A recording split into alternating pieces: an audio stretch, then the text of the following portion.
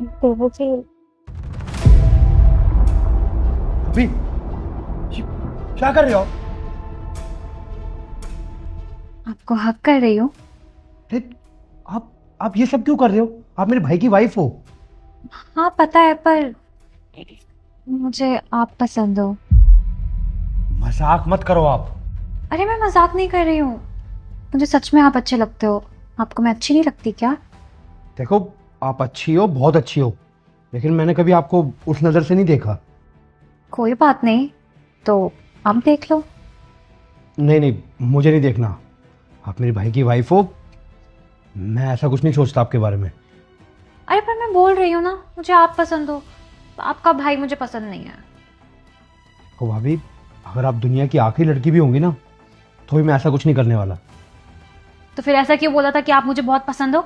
आपकी जैसी बीवी चाहिए मुझे। देखो भाभी, वो बात मैंने इसलिए बोली थी क्योंकि आप हर चीज़ अच्छी तरह से मैनेज करती हो, भैया का इतनी अच्छी तरह से ख्याल रखती हो, अच्छा खाना बनाती हो, पूरे घर को संभाल के रखती हो। इसलिए मैंने बोला था कि मेरी वाइफ भाभी जैसी आनी चाहिए। मैंने आपको नहीं बोला था। तो अब मैं मुझ जैसी कहाँ से लेकर आऊं? मैं मिल रही हूँ, ये इनफ नहीं है क्या? देखो, साफ सीधी बात ऐसी है, भैया ने मेरे लिए बहुत कुछ किया है।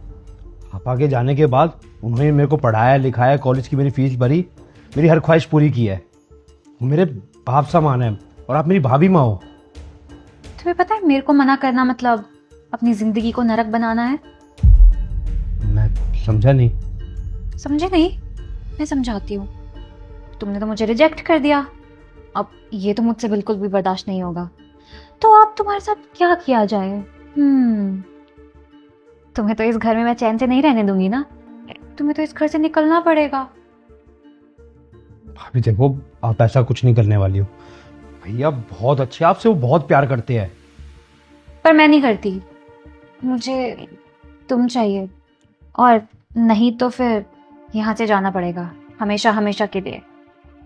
कोई बात नहीं, मेरे को इस घर से जाना पड़े, मैं खुशी खुशी चला जाऊंगा। अपने भाई से जिंदगी भर नजरें ना मिला पाऊं, उससे अच्छा तो ये होगा कि उनकी नजरों से दूर चला जाऊं। तुम्हें सच में अंदाजा नहीं है मैं तुम्हारे साथ क्या कर सकती हूँ। तुम्हारी जिंदगी नरक बना के रख दूंगी मैं। देखिए, आपको जो करना हो आप वो कीजिए, लेकिन आप जो चाहती है ना, वो कभी नहीं हो सकता। ठीक है, आने दे अपने भाई को।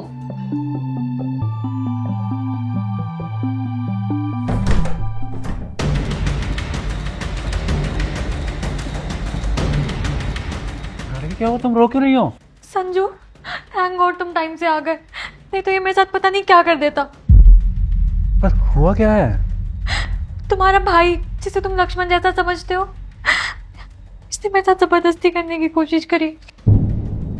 क्या? नहीं भैया, ऐसा कुछ भी नहीं है, मैंने कुछ नहीं किया। झूठ बोल रहा है।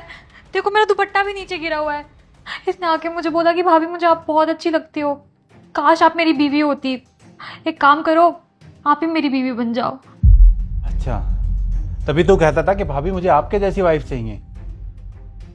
संजू, मैं तुम्हें बताना चाहती थी लेकिन मैं बता नहीं पाई।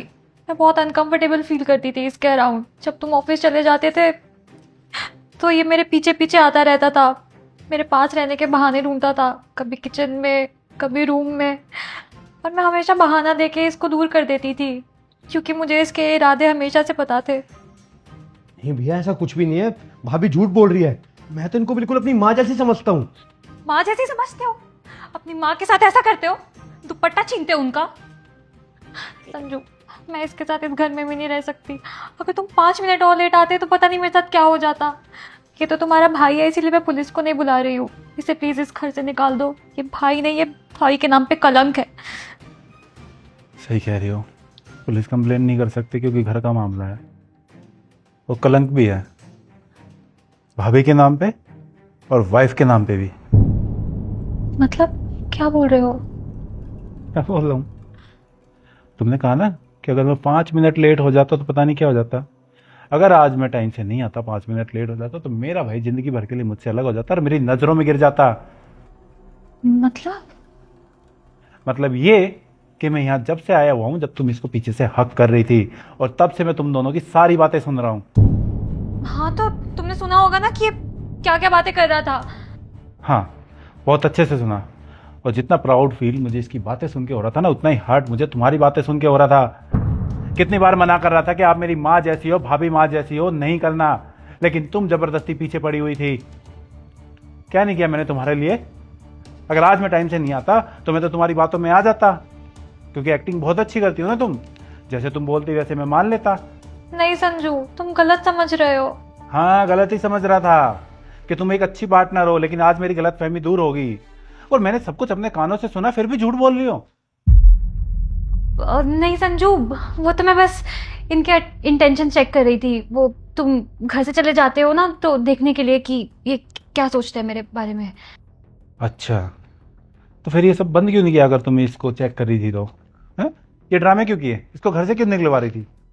अब वो कुछ नहीं। अब और झूठ मत बोलो।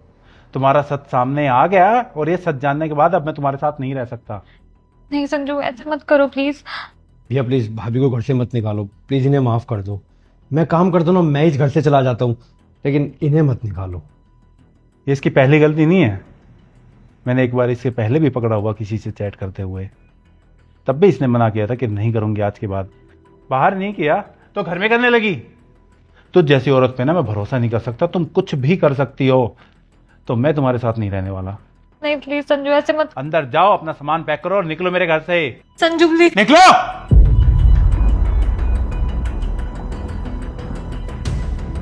भैया तो डर ही गया था जब भाभी ने अपनी चुन्नी फेंकी।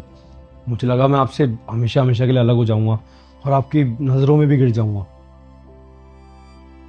ऊपर वाला कभी गलत नहीं करेगा, और मुझे प्राउड फील हो रहा है कि तू मेरा भाई है।